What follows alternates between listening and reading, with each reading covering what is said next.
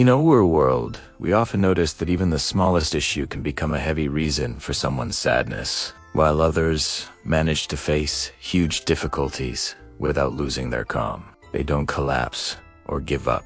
Instead, they make their hearts so big that pain finds no place to stay. Today's story reminds us that if we keep our hearts small, even tiny troubles can make us feel bitter. But if we learn to expand them, even the hardest days will seem easier to bear. So while you listen, try to find a reflection of your own life in it. Because this is not just a story to hear, but a story to understand deeply. Once there was a young man named Ryan who felt constantly unhappy with his life. Nothing seemed to work out, and he spent most of his time feeling anxious and hopeless. One afternoon, he went to a little cafe in town to have a cup of tea. He sat quietly, lost in thought, his mind filled with worries about his jobless state, his family's pressure, and his uncertain future. At the next table, a few elderly men were talking. Although Ryan wasn't trying to listen, their words reached him clearly. One of them said, "Do you know that old man who lives behind the hills? He looks like any ordinary person, but he's incredibly wise. My son was struggling for months, but after meeting him, his whole outlook changed."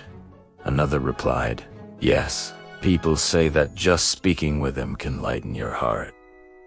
Hearing this, Ryan became alert. He thought, maybe that man could help me too. I can't live with this sadness anymore. That evening, Ryan decided to find the old man. He walked for a long time until he finally reached a small house near the hills. "Grandfather," he said politely, "my life feels full of pain and sorrow. I can't seem to find happiness. Please tell me how I can be at peace." The old man looked at him kindly, said nothing, and walked away for a moment. Ryan waited in confusion, unsure what to do. After a while, the man returned with a glass of water and a small bowl of salt. He said, "Take a handful of salt and put it into the glass. Then drink. Rayana Badi."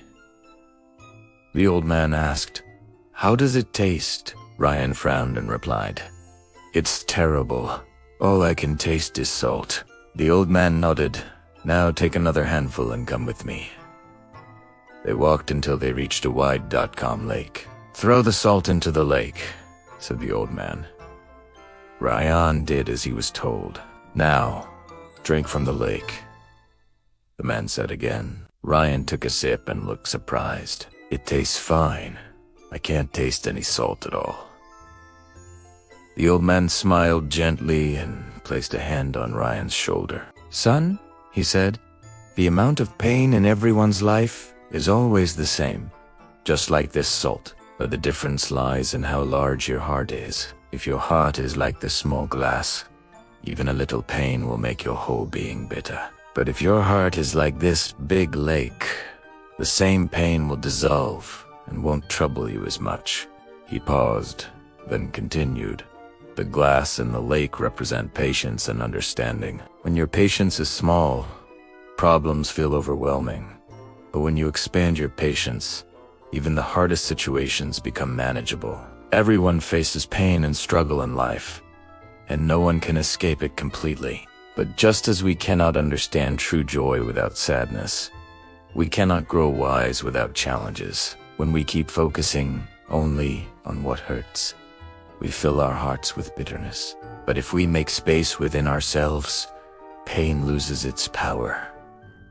The old man smiled once more and said, "So when troubles come your way, don't let your heart become small like a glass. Let it grow wide like a lake. Only then will you find peace, calmness, and happiness." Ryan listened silently, feeling something shift inside him. For the first time in a long while, his heart felt lighter. He thanked the old man and walked back home under the fading evening light, carrying not just his worries, but also a new wisdom. That peace is not about having no pain, but about having a heart big enough to hold it.